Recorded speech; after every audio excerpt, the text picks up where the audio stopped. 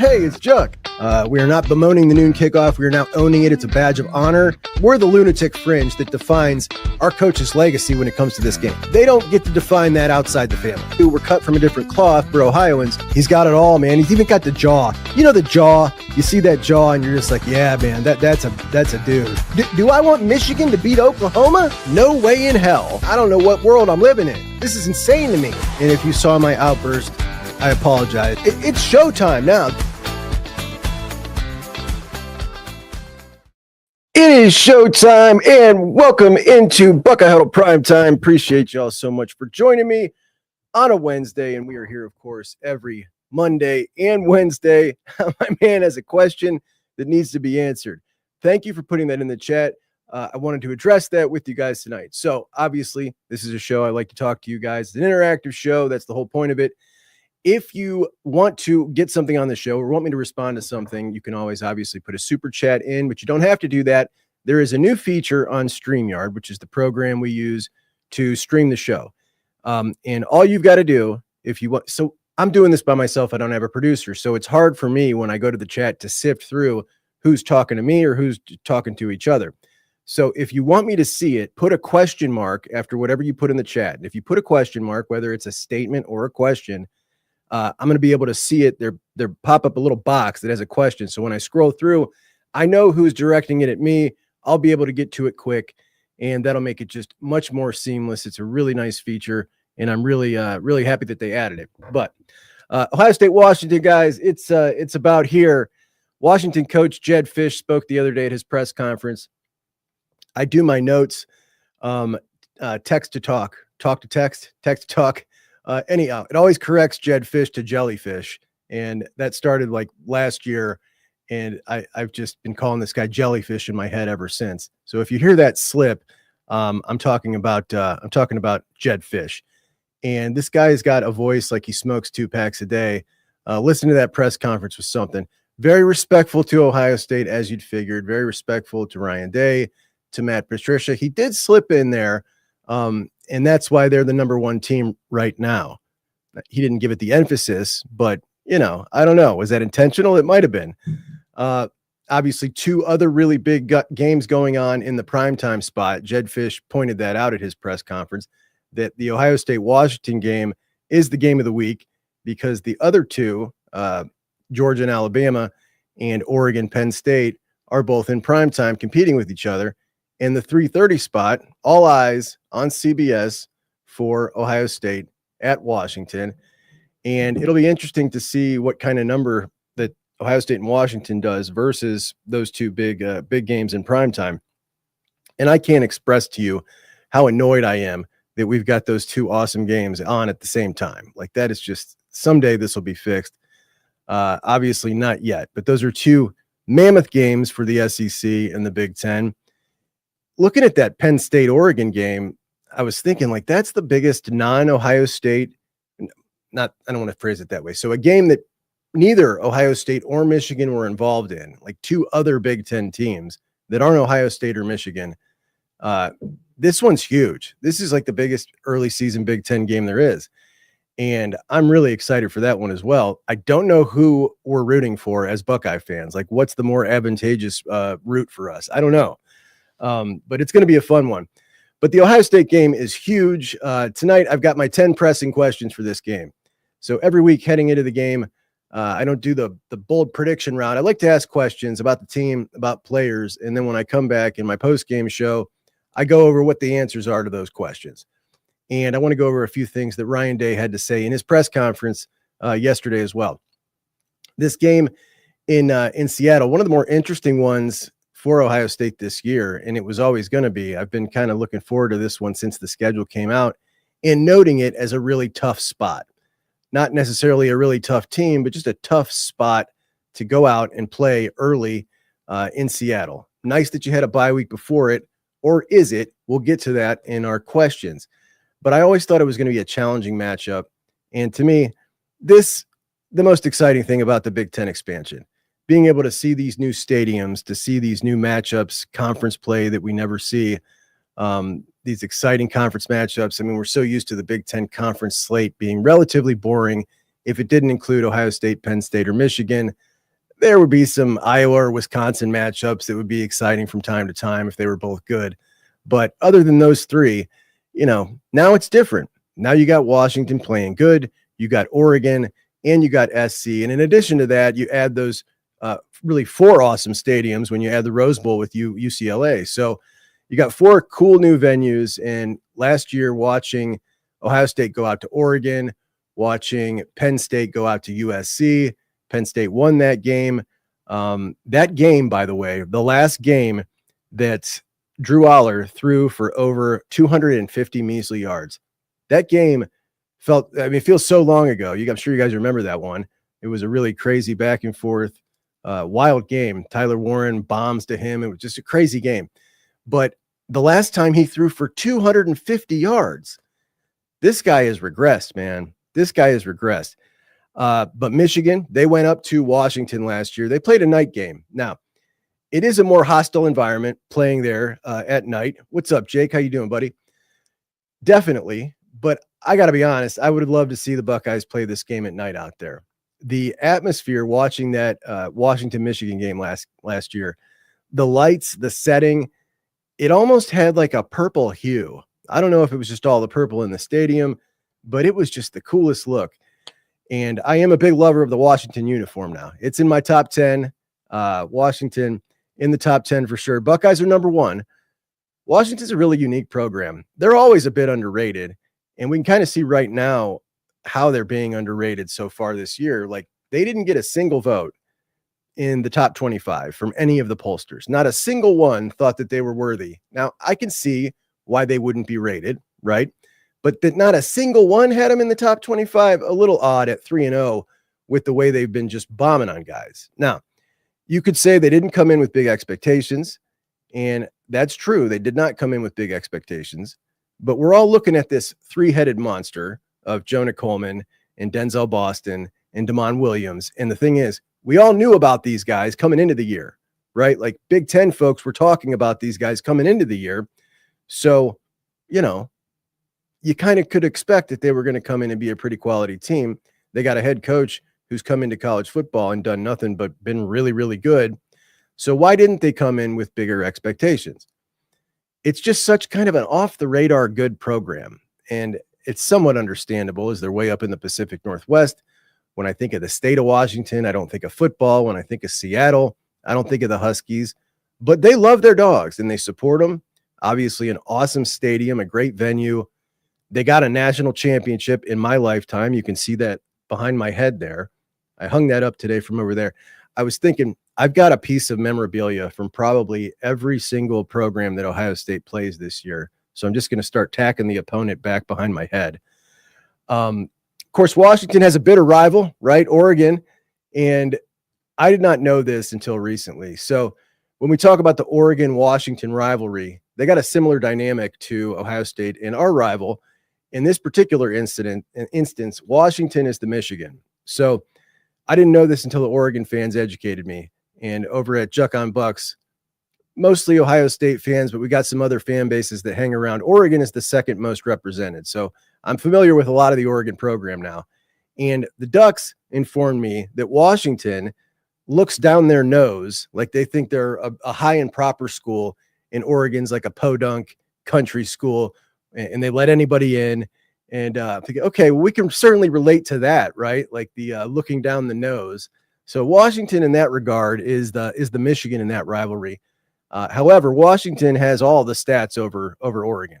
Washington's been a much more historically successful program than Oregon.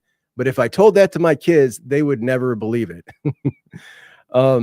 Anyway, team led by Damon Williams, and Williams originally was at Arizona, followed him to Washington, and he's from Arizona, Damon Williams, and he was playing in the state championship game, a game that Ryan Day happened to watch. And Ryan Day talked about that yesterday at the press conference, about watching him play as a senior in high school at that state championship game.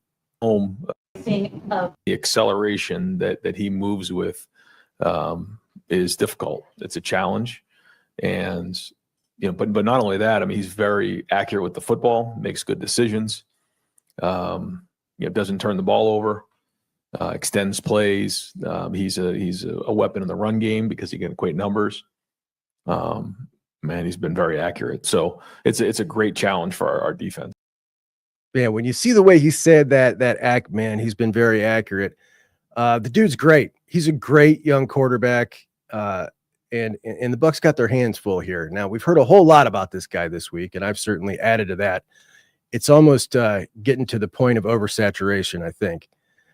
But we don't know a ton about this Washington team. We don't. I don't know if the Washington fans know a ton about this Washington team. And we've seen them obviously look tremendous against bad competition. And there's definitely something to be said for blowing out people you're supposed to blow out, right? Sometimes we see teams like this catch fire early and blow out these teams against bad competition. Then they play a good team and they come crashing back to earth pretty hard. Other times we see Indiana, like last year, blowing teams out early, and we all say, okay, well, they're playing crappy teams. And then you get to a week 5 and a good Nebraska team rolls in and they do the same thing to them and beat them like 56-7. What is this Washington team? I don't know. But the entire country is talking about their three-headed monster with DeMond Williams, Jonah Coleman, wide receivers Denzel Boston, and the backup running back's pretty good too. I think his name's Muhammad. I really liked him. The line, Ohio State -8.5 now. And when I saw that line, I was pretty confused. Yesterday, I was recording a show with Tom at the Woody, and I said the same thing to him yesterday, that I was shocked when this line came out, that it just didn't feel right to me. We're talking about the number 1 team in the country going to play against an unranked team. And granted, yeah, it's a tough venue, but how often does that happen? It just felt off. And it turns out it should have felt off because we've only seen this scenario 2 times in the last 20 years. Only twice in the last 20 years has the number 1 team in the country played against an unranked team and only been a single-digit favorite. And that alone makes this really unique and somewhat disrespectful. Who are those other teams? In 2012, Notre Dame went out to USC. They were the number 1 team in the country at the time, favored by 5 points against SC. And that was the Notre Dame team that Ohio State might have played in the national championship had Gene Smith self-imposed a bowl ban the year prior. That Notre Dame team was number 1 only because they kept winning. People didn't really believe in them, and that's why they were only a single-digit favorite. But nobody really believed in that team, and we saw why in the national championship game that I was actually at. I went to that game in Miami. My brother had bought me tickets in hopes that we might be able to go have a good time on South Beach. I got sick. It was a horrible experience because of that. But Notre Dame, looking down that sideline and looking down that Alabama sideline, it was like watching teams on different levels, like, I don't want to say NFL versus college, but it was so different.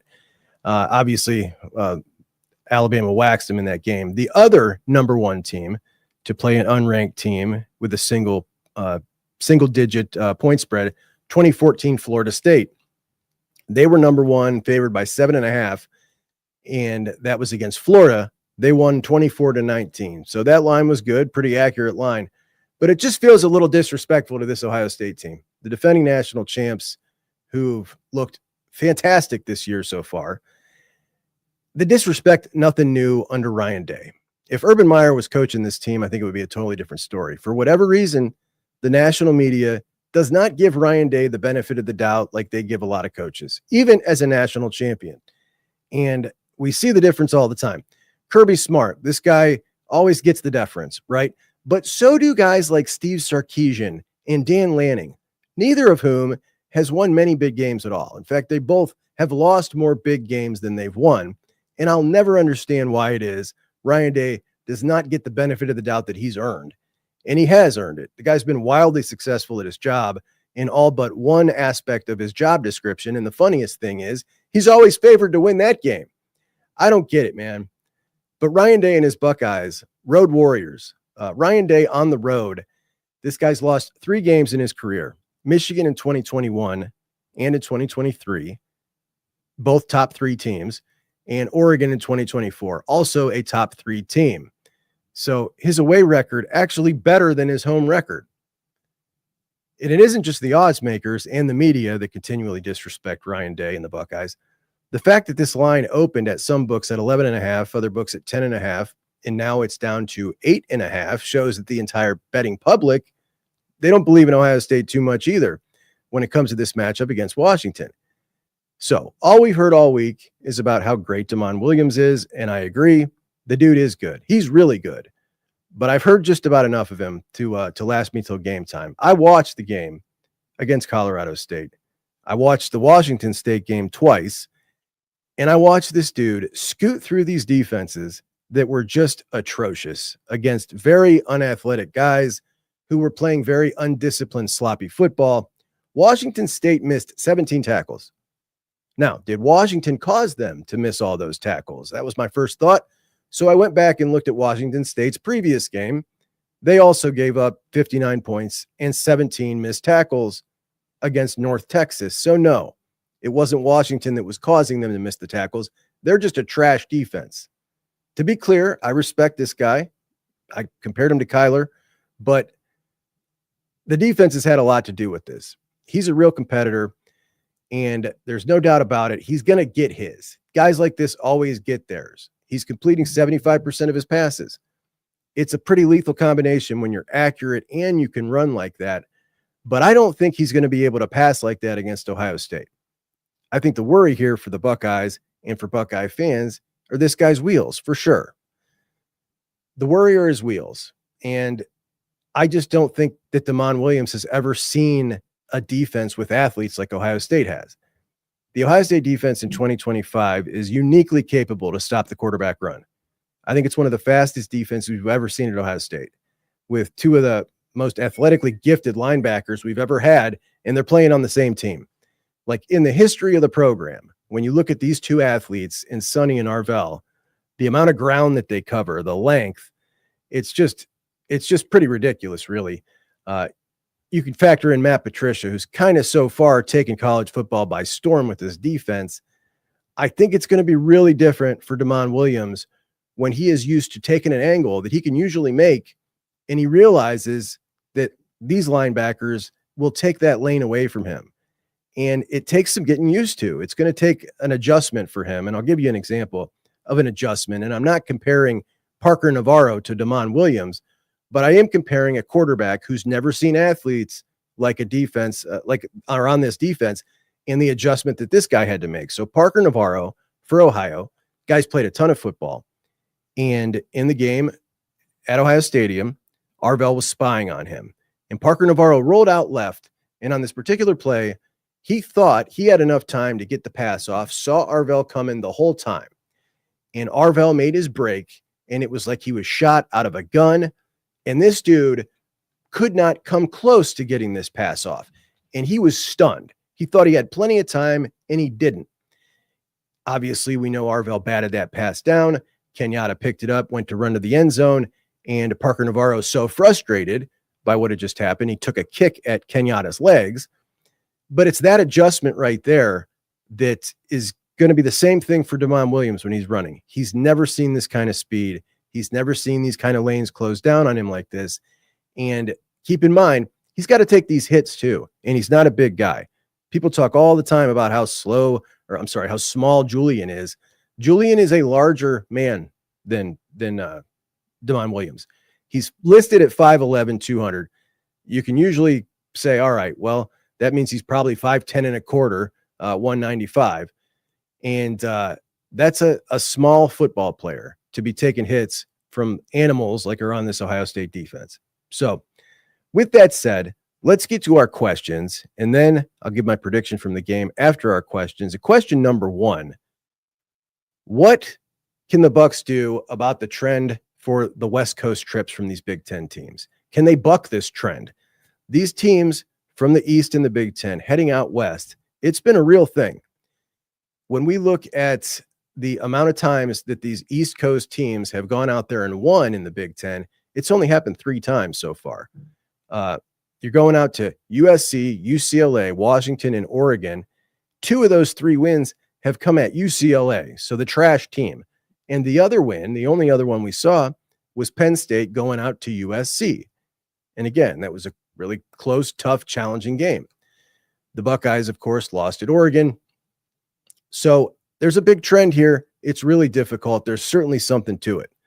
Now, last year against Oregon, Ohio State traveled out on Friday, stayed on their Eastern Zone time clock. So they went to bed at the normal time they would and woke up at the normal time they would. They lost the game. Now, I don't think that had much to do with losing the game. I think that there was some other issues in that game that they got fixed. But this year they decided to do something different. Ryan Day said yesterday that they're going to be traveling on Thursday. They're going to have their best Fridays at Washington. Will it be any different? Will they feel more rested? He said there's not really any sports science behind their decision. They just all sat and talked about it and decided this is the way that they want to go. So they will leave on Thursday. And I'm telling you, man, I was talking to Tom yesterday about this trip. He's going out there, Tom, Tony, and Kevin. Join them on the post-game show. So this weekend, I'll be live streaming during the game at Juck on Bucks. Come and join me during the game. Check them out on the post-game show. They'll be out in Seattle. And I love when they do their away post-game shows and we get to kind of see the experience out there. So join them. Mark will be in studio. They'll all be out there in Seattle. It's a flight I would just never make for a game. I just wouldn't make it, man. It's just too long. It's too long for me. So that's question number one. Can Ohio State deal with the West Coast trend that is not in their favor? Number two, how about the bye week trend? The Buckeyes coming off the bye week usually have a really rough first half. One of the biggest goals here is to start off hot in this game. Ryan Day talked about it, and he talked about, Brian Hartline talked about it last Tuesday, the 2007 game, where the crowd did not have an opportunity to get loud because they just beat them, and they beat them fast. Listen, look at my girl here. Now, this Saturday, we're going to be streaming at 3:30 sharp because this Saturday is a Buckeyes game. What was the other game? That was just a for fun game. But there is a hostile environment will only get hostile if you allow it to get hostile, was essentially Brian Hartline's point. And the Bucks need to go out and start off hot. Now, Washington is definitely a different kind of opponent. They're a different kind of animal. But last year against Marshall, Ohio State, after their first bye week, which was after game 3, they didn't look so hot against Marshall to start off that game. And then the second bye week, remember we had 2 bye weeks last year, going to have 2 again this year. This is the last year of this. This will end next year. This wasn't a change in college football, just the way the calendar fell in 24 and 25, because you have to start after Labor Day and finish Thanksgiving. And there just happened to be an additional Saturday these 2 years, but it'll go back to normal next year. And I'm happy about it because I hate the 2 bye weeks selfishly, covering the team. It's horrible. And as a fan, I'm sure they like it. The schools like it. Maybe someday they'll change to it, but not now. But the second bye week was the big issue. The second bye week was after the Oregon game. So they go out to Oregon, lose the heartbreaker, lose Simmons, and the very next game was Nebraska. And that Nebraska game, I'm telling you guys, that was the most uninspired effort we've seen out of a team in a long time. They didn't look like they wanted to be there. It didn't look like a senior-laden team. There was no juice at all. It was honestly we saw the single worst offensive line performance we've seen by a Buckeye maybe ever in my life. A performance like this obviously is not in the cards because of the stakes of this game out at Washington. But, is that a trend? The first half after a bye week. Their record is very good after a bye week, but they need to start fast. Now, question number 3. When we exit this game and we talk about Brian Hartline, who is, just as amateur, like he's just feeling it out right now as much as Julian, this is his first huge game too, you could kind of say, because the Texas game, it felt like there was a lot of influence on exactly what they were going to do. And he was wasn't really calling a normal game. This one feels a little different. It kind of feels like a huge challenge and like a big debut for him. Are we going to come out characterizing his game as aggressive, as passive? What's it going to be here? Obviously, a huge spot for Julian Sayin, one of the most stressful spots we can imagine. And we're going to find out how much they trust Julian. I would say historically, Ryan Day's been kind of slow to trust his quarterback by putting just a little bit on his plate at a time. Brings him on slowly. It's worked out well for him. They played the Texas game exactly how they needed to win. His first game, I mean, it was real slow, and we've seen a little bit more and, a lot more. But that was against two opponents that he could have done whatever and thrown 4 picks, and you're still going to win. This game, in my opinion, the only way Washington wins is if they win the turnover battle, which would make you want to be naturally more conservative as a play caller. But they have to find a balance because you also have to take the crowd out of it. So you got to score early, and we don't want to see forcing the running game when it's not working like we've seen so many times, or running the ball 75% of the time on first down and it's not working and they're getting themselves behind schedule. So game 1, the Brian Hartline debut that Ryan Day said he called an unselfish game, which was kind of Ryan Day saying that, look, we had this all the way reined in. Don't really count it as a real game for him, as in like calling a normal game. It was balanced against Ohio, and they dialed up some shots, which I think is necessary for this offense. I think it's necessary with this offense that has been struggling a bit to run the ball. And I think it's necessary because we got a quarterback here that, unlike Will Howard, doesn't have that threat to run the ball. So where does he make up for it? What's his little extra? His little extra are his deep shots, and he's really good at them, which brings us to question number 4, Julian's deep shots. He is averaging right now 3 balls a game over 20 plus yards. Is he going to hit his average, or will he go over his average? It's certainly understandable why you would be nervous to do this, as Washington has monsters at corner. They're not monsters in the fact that they're great corners, but they're big. Now, Takario Davis is out. He is one of their 6'4" corners. He's not going to be playing, but they've got more. They clearly have a type, and if it's 6'4", we're signing them up. So really big dudes, obviously, that could make it different. Ryan Day called him leggy, which I thought was a funny way to describe somebody, leggy. But we're talking about guys who are long, right? I don't know how good their ball skills are, but if they're in the area and they're 6'4", well, it's not going to look like it normally does when JJ goes up. So are we going to see those shots? Does it make you a little more nervous knowing that you got these really big corners to take those shots, especially when your main concern are turnovers?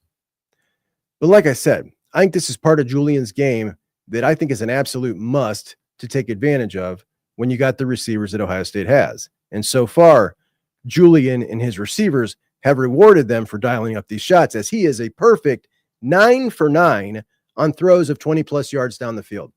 5 to the post and 2 to each flag. 9 for 9. And I love the way Ryan Day coaches the deep ball. He talked about this last week at his press conference about how they coach the deep ball. And he went in on, it was actually 2 separate stories about this particular topic. And it is clear that they put so much thought and design into how they throw these, how they run the routes. It just seemed like, wow, man, there's a whole lot to this, almost as a science. And as I was watching college football last week, I was paying attention because he talked about how they throw their deep balls, and they really coach them to put a ton of air under the ball. Now, this has been characterized by a lot of Buckeye fans over the years as a quarterback with a weak arm. You know, when you see Dante Moore and you could watch him hitting guys for 30 yards down the field, they're on a line. It's a frozen rope, just cutting through the air. It looks beautiful. It looks strong. But Ryan Day is coaching these guys to put a ton of air under the ball and throw it to a general spot, taking the onus off the quarterback, throwing a perfect ball, and putting it on the extremely talented wide receiver, whoever that is, because they have had so much success getting extremely talented wide receivers and coaching them so well that we're going to go ahead and take our odds that that guy is going to make the play and say that that is the better route. We're going to hit a higher percentage throwing it like that than the quarterback knifing it in there to a perfect accurate spot on a rope. And so far, obviously working really well for him this year, as Julian hasn't overthrown anybody. Couple of minor underthrows, but that's the direction you want to miss in if you're going to miss a little bit. So err on the side of short. And my goodness, man, it has been tremendous for them. But you got to throw them to hit them. and it's hard to dial him up in a tight game. Number 5, Damon Williams is a beast, but the Ohio State starters have missed 17 tackles on the year. How many missed tackles will they have against Damon? Now, remember, Washington State had 17 last week against these guys. When we look at Ohio State this year, there weren't more missed tackles against Texas than there were against Ohio or than there were against Grambling. So competition be damned, they're missing about 6 tackles a game. When we look at this running game with Jonah Coleman, and he is a really tough back to bring down, low center of gravity with burst and strength and great balance. He's just wide, low to the ground, and he's tough to bring down. The type of guy that's second or third in the country in yards after contact. So, of course, you don't want to be looking silly having Damon Williams juke you out of your shoes, but Jonah Coleman also factors into this. But I think if Ohio State doesn't miss more than 7 tackles, which is, just a little bit above their average, not even a full tackle, I don't think, that's a stat we could probably go by and say right now, if I could say Ohio State doesn't miss more than 7 tackles, I think they win the game. And I'm really curious when we go back after the game and look at this to see what we have here. Uncharacteristically, Caleb Downs leading the team in missed tackles with 3 right now, which means I don't think we'll see him miss another for the rest of the year. Number 6, will Edric Houston come around? Ryan Day was asked this question at the press conference about Edric Houston. I'm going to play his answer here. Of Taiwan last week. What have you seen from Edric so far? What would you guys like to see? And is there any part of that injury at the start of camp that took him longer to get rolling the way you guys wanted? Well, we're looking for consistency in everybody. It's everybody's job each day in the Woody to build trust, and every day is an opportunity to build trust. And we need consistency. And I think that's where, you first look, we talked about this before, a guy can flash, which means he has the ability to do it. The question is, can he consistently do it? And that's part of maturing as a player. And it's the coach's job to make sure that we're communicating what needs to get done and the expectations. But, we are looking for, depth at every position, and we need as many guys that can play as possible. So, he's just like everybody else on the team, searching for ways to be consistent in everything that they do. But the ability is obviously there. So Ryan Day's never going to talk about injuries, right? But I can say that, like, from my comment section and from talking to you guys, all week after that Ohio game, that most people feel like he must still be injured, that Edric Houston must still be injured. And an injury would explain a lot to many. I would just pose the question here. If he was injured, would they put him in against Ohio and Grambling if he was injured in a way that would affect his performance? Like, no, they absolutely would not. So the only way that's possible is if he's injured and it's affecting him and he's hiding it, which is a possibility. But there's no way they take that chance against those 2 cream puffs of putting him in there. They're going to sit him and make sure he's healing up. They can win those games without him. I think the bigger question is here, and Tony wrote about this the other day. What did you see out of him your freshman year that made you think he was going to be some kind of disruptive 3-tech? And it really made me stop and think about it, because all off season long, I've been talking about Edric Houston and K-Mac as these 2 in the middle. I have zero concern about. And I even put a poll up over the off season talking about Edric and K-Mac or Kenyatta and Curry. Which of these 2 groups do you have more faith is going to be the better group? And I want to say it was like 80% of Ohio State fans voted on the interior guys. And when we look at those 4, that 4-pack there, I think we can say it's really one of each, right? You got K-Mac and Curry have been the stars of the show so far. But what did we see from Edric Houston in his freshman year that made us think he was going to be some super disruptive 3-tech? And the answer is nothing. He's just a big, strong, smart, 5-star with a huge personality, all the traits you'd want. And I just assumed that this is what he would come around to be at some point. Is it just a fact of he's not ready yet? I don't know, but I wasn't too worried about him. It was the backup defensive tackles I was worried about. And it's been a minute since I've seen an Ohio State starting defensive tackle have a game like we just saw from Edric against Ohio. He played 18 snaps on a double team. It's his responsibility to hold his ground, and he was getting blown 3 yards off his spot. Okay, it happens. In one-on-ones, he needs to try to get off that block, and he just couldn't get off a block. He couldn't do it. It happens. Sometimes you have a bad games. I mean, there were some plays, though, where it was a one-on-one on a down block, and one single guy was blowing Edric 3 yards off his spot. And quite frankly, that is just unacceptable. That should never happen. That should absolutely never happen when you are a 295-pounder at Ohio State playing a MAC offensive lineman. It should just never happen. Currently, he is the lowest rated defender on the team per PFF, 36 guys. That's not the be all end all. It is just another additional data point. And 18 snaps, I watched them all from the end zone view. And I got to say, man, it was just really, really subpar. And I was shocked. I was shocked. On the year, he's got 6 hurries, 5 total tackles, 2 missed tackles. He's still a guy I believe in because he is young, smart, athletic, strong, and he's got great coaching. We watched Matt Patricia give him that embrace before the Grambling game, and it lasted a long time, and it looked like, man, there looks like there's something a little more to that. And that was the game he didn't start, remember? I think maybe there's a confidence issue right now. I don't know what it is, but that's kind of the only thing I can point to. But I know what can maybe help it is if Edric has a confidence-boosting play or two against Washington. Still a guy I believe in, man, and gosh, do I like him. So do we see out of Edric Houston a confidence-building play? Do we see a good performance? That's question number 6. Question number 7. Before I came in here, my buddy Dan texted our group chat, and I was so busy that I didn't get to respond yet. So Dan, if you're watching, I heard your message. I'm sorry I didn't respond.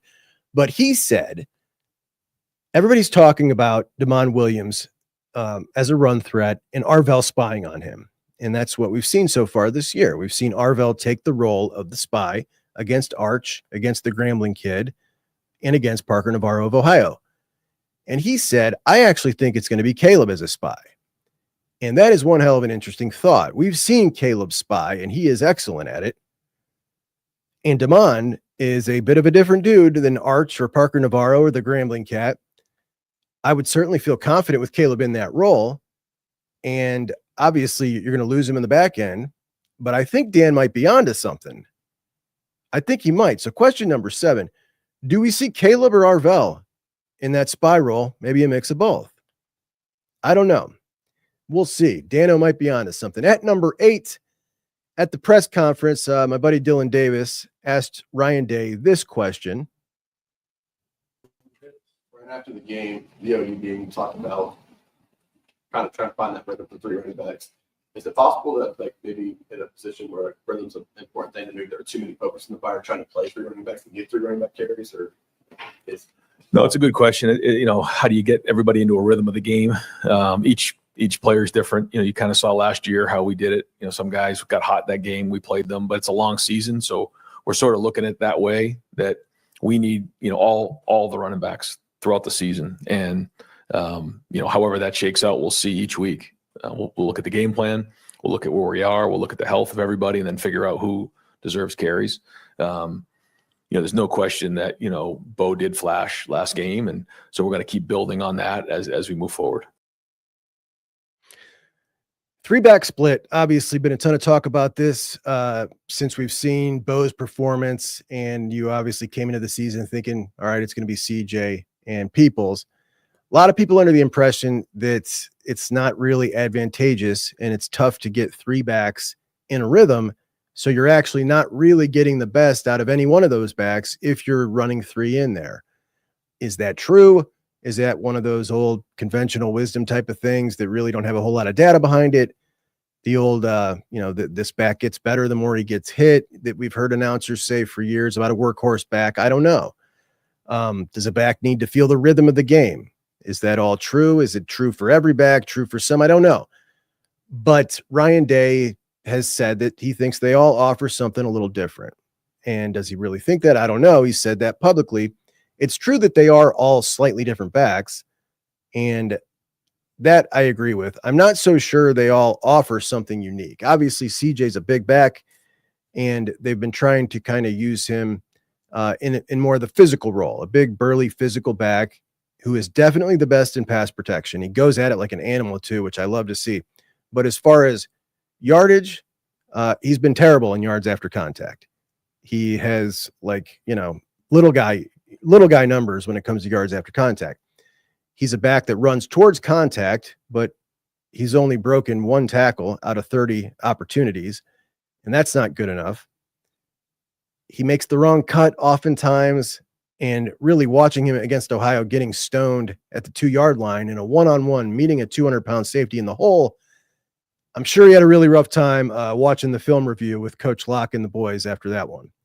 So I expect we'll see a better effort out of CJ Donaldson against Washington.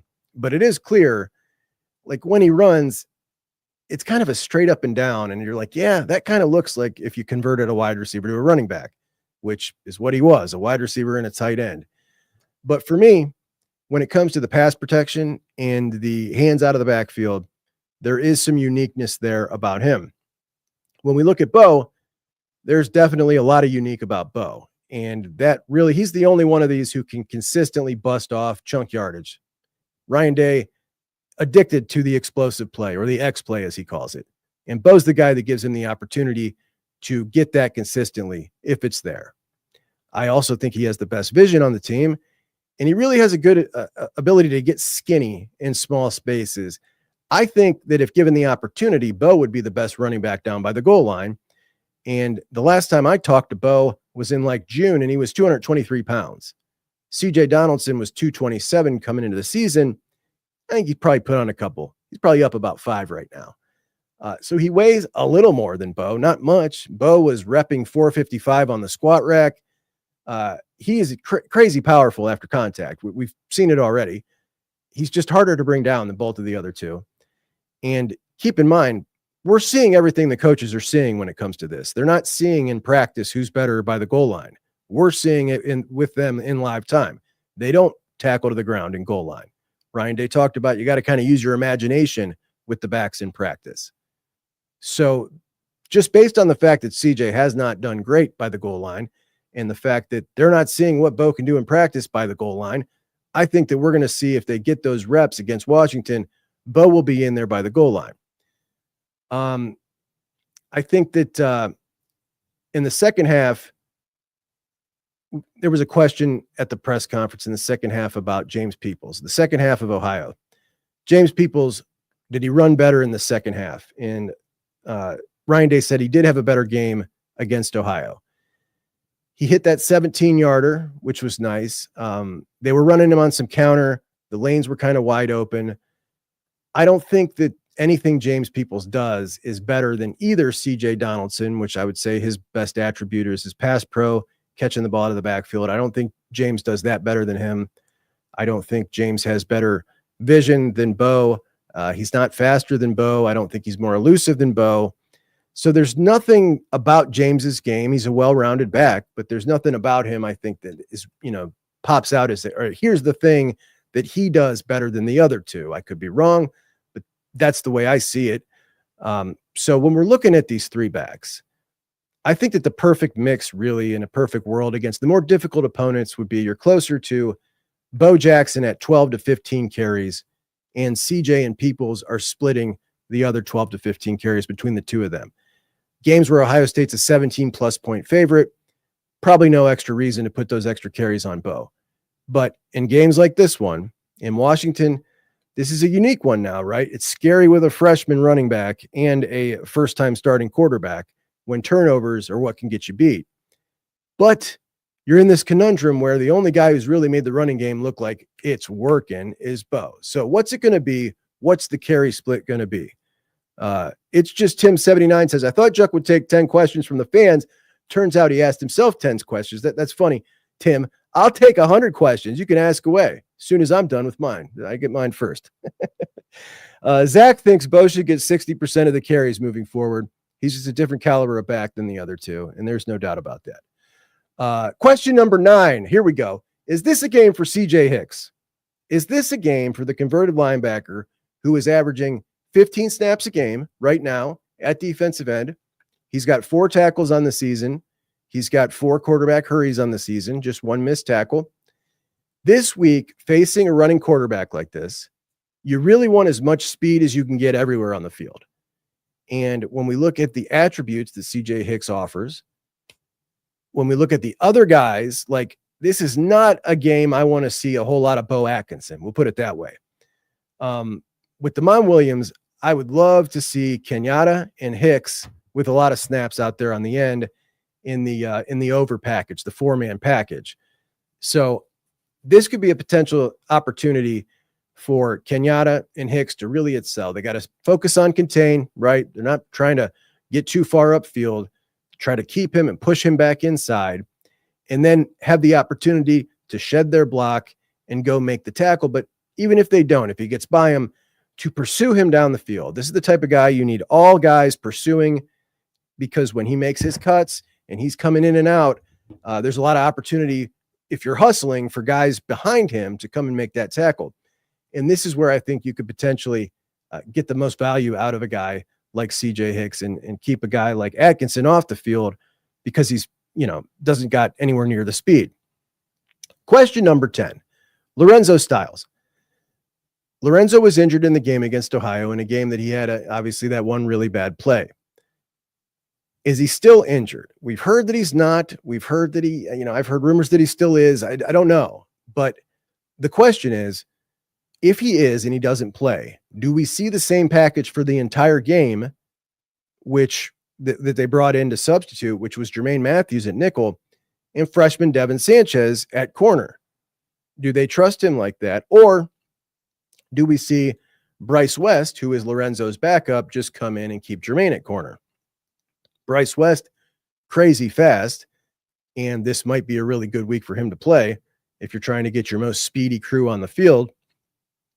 I think Lorenzo's played, better than most people are talking about him this year, outside of a couple of obvious plays. But then again, we haven't seen him try to get picked on by a good receiver in the slot.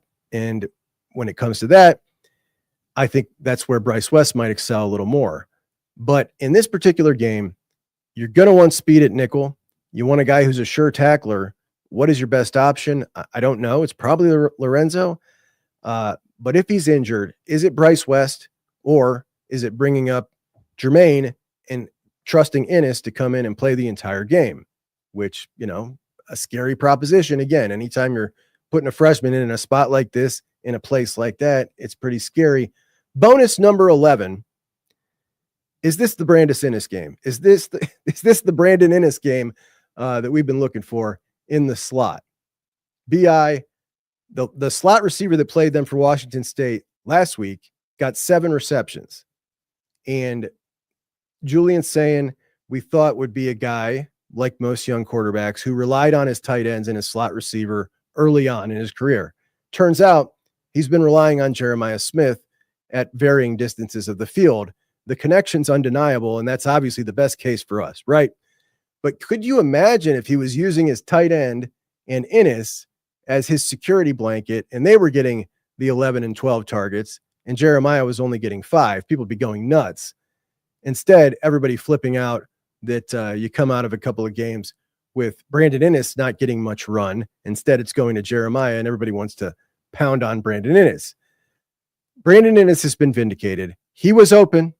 And in this particular situation, unlike running back, where you got to have your physically best back out there to make things run at its optimum, I actually think that Ennis, who's playing in a group, a lot of times his assignment is to block for his electric counterparts And I don't suspect that Bryson Rogers can block as good as him, though I do think Bryson is a more electric ball catcher. I think that Brandon Innes probably gives you the best opportunity here to make that machine run the best. I know there's some people who are clamoring for somebody else. I don't think they're calling for Bryson, though. They want to see Milan, who currently isn't apt to playing the slot. I know Hartline said he wants to play more wide receivers Tuesday of last week, and I think he means it. And I think he's going to implement it using Devin Jordan. But I certainly don't think it's going to be this week. And I think that we are going to see pretty much nothing but the 3 starters this week. So those are our questions. To review, number 1, can Ohio State buck the West Coast trend? Number 2, can they come out in that first half hot after a bye, which they have not the last 2 byes? Number 3, how aggressive would we say Brian Hartline was coming out of this game? Number 4, Julian Sayin has been averaging 3 balls of over 20 yards. How many will we see? Number 5, Ohio State has averaged 6 missed tackles on the year. If they don't go over 6, I think they win. How many missed tackles? Number 6, can Edric Houston build some confidence and play a little better than he has? Number 7, who's going to be the spy? Arvell or Mike Caleb actually be the guy that spies? Number 8, what is the carry split for these running backs? Who gets the bulk of the carries? Who gets it by the goal line? Number 9, can the Buckeyes take advantage potentially of CJ Hicks' speed at end in this game? Number 10, if Lorenzo Styles is out, are we going to see Bryce or are we going to see Devin Sanchez and Jermaine Matthews? Number 11, is this a Brandon Innes game? And let's go with a bonus number 12. Can freshman sensation Bo Jackson start off his career with 3 consecutive 100-yard games? And those are our 10 questions. Ryan Day talked about style points the other day. He was saying that this is the only sport, college football is the only sport you got to worry about style points. And he's right? Because it's the only sport where there aren't set criteria where you have to set criteria to make the postseason, right? It's based on impression and people's thoughts about you. So style points, yeah, sure, they're important. I hate the fact that if you play this game close because it's an unranked team, Ohio State's going to get blasted here. But I hope they don't fall into temptation. I don't think they will, but to try to run up the score late and make any errors here. Just win the game, man. This is a really tough one, and I don't care what they say. Bottom line, really, when it comes to style points, 10-2 gets you in the playoffs, and that's all you got to worry about. 10-2, you get 2 mulligans. Next year, when they go to 16, probably, you get 3. And if they go any further than that, like Ross Bjork and Tony Petitti want to, we can start the beginning of the season and look at the top 15 and say, all right, 10 of those guys are making it because you're going to have to lose 5 games to be left out. And then we never have to worry about style points or resume anymore. If Ohio State loses more than 4 games, I don't want them in the playoffs. So those are my questions. Now, weekend games, obviously, we've got the huge Big Ten tilt at Penn State. Oregon comes to town, and we're looking at 2 head coaches in James Franklin and Dan Lanning, neither of which has been good in big games. When we look at Lanning, up until he beat Ohio State last year at Autzen Stadium, that guy had lost, I believe, his first 3 games to Washington, including 2 the year prior. Kalen DeBoer owned him. He gets talked about like he's an excellent head coach, and I think he's a really good head coach, but he's not been good in big games. Then, of course, the Rose Bowl. He goes into Penn State. That's a really tough place to play. He was real cocky this week. One of his players said that Coach Lanning said that it's the whiteout because it's Oregon. All right. They did the whiteout for Iowa last year, buddy. Ease up. But who are you rooting here for you here in this game? And who do you got? Because Penn State, obviously, we've not seen them play anybody with a pulse this year. And Drew Aller has been bad against these nobody with a pulses this year. James Franklin, obviously, we know historically he's been terrible against really good teams. And in the whiteout, they've lost plenty to Ohio State to Michigan. When they have a good team, they have lost more than they've won in the whiteout. It's a great environment, no doubt. I love watching that game. It's visually stunning. But when we look at these two teams, I just think this Oregon team's better. I think it's a better football team. And I'm going to pick Oregon to win the game. As far as my rooting interest, I think I'm going to be rooting for Oregon as well. Here's why. I don't think there's any way Oregon, because of their schedule, misses the playoffs. But if Penn State loses to Oregon, they got to come see us in Columbus. And that would be 2 losses because I think the Buckeyes are going to beat them as well.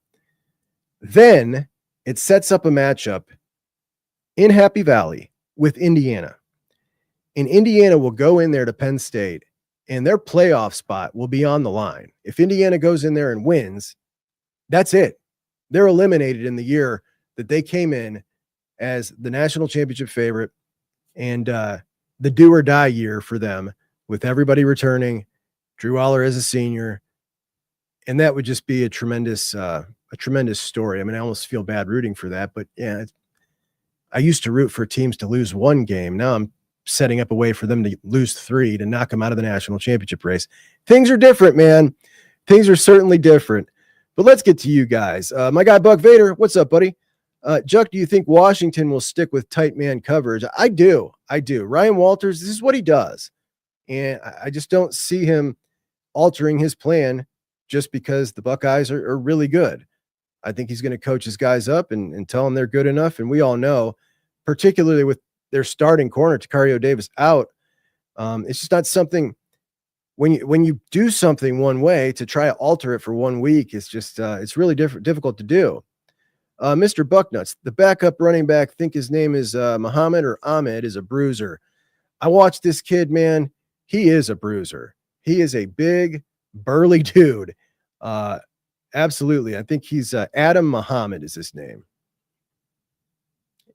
All right, let's get down here and see if we have got. What's up, Sage? How you doing, buddy? Alex said, I think Bo is leagues better than James or CJ. Tim, I don't see how they offer him much more than goal line stands for CJ. Jason says, if Taco doesn't play, UW is in trouble at corner. They might even be if he does. So he is definitively not playing. He's out. According to Jedd Fisch, Jellyfish, yesterday. Zach says, hate watching Penn State and Oregon by a billion. Tim thinks Indiana players are big and scary. I am interested to see what they do the rest of the year. They certainly surprised me. I was expecting him to be good. I wasn't expecting that. I picked him to win by a couple touchdowns against Illinois. I wasn't expecting that. All right, Tim. I'm sorry, Adam. Adam, what's up, bud? No respect. We win by 24. Washington is horrible. Close win. Buckeyes are overrated. Yeah, no respect. Either way, they'll spin it. So one more. LeBron's hairline. Do you really want another team in the playoff over Penn State, though? Do I want another team in the playoff over Penn State? So you're saying we own Penn State. Wouldn't we rather have them in the playoff in case we bump into them? And we obviously know we can beat them. And we could knock Knowles out of the playoffs ourselves. I like it.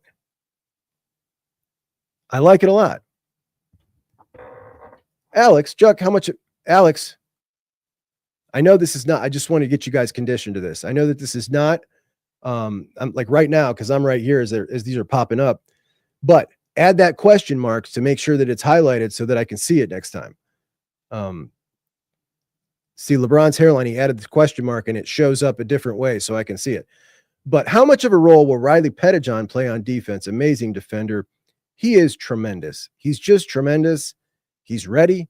He knows most of his assignments. Like he's got it upstairs too. And I don't think that we're going to see him against Washington, but as we go on throughout the season, I think we'll see him more. But yeah, he's great. Mr. Bucknuts has got Penn State upsetting Oregon. And Tim does not want to play Penn State in the playoffs. I want them all, man. I want them all. I want to run like last year. Give me the toughest of the toughest and the best of the best. There was nothing more fun than getting to match up against those excellent, historically valid teams. I would have hated. Could you imagine last year? Think about this.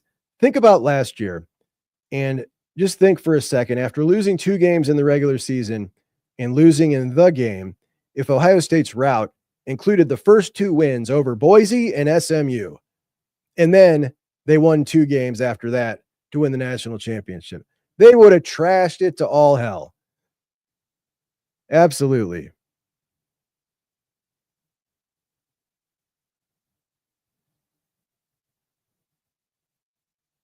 The pageantry of whooping Knowles. Okay, I got you, bro.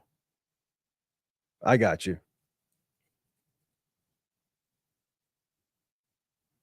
Buck Vader, I think Smith could have 200 yards and 3 touchdowns against this defense. Do you agree? Absolutely. Chuck, when you say question, you saying put more question marks. No, it just needs to be one. Whether it's a statement or a question, if you put one question mark, the way I see it is different than how you see it. It pops up bright so I can spot who's talking to me and wants me to say something on the show.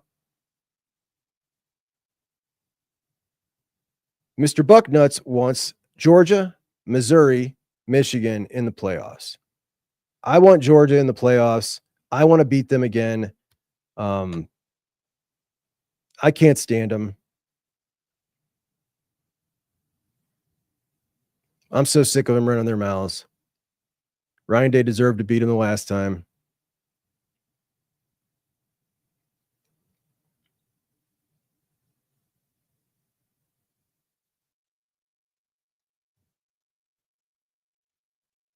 All right, my friends. I appreciate you guys so much for joining me on a Wednesday here at Buckeye Huddle.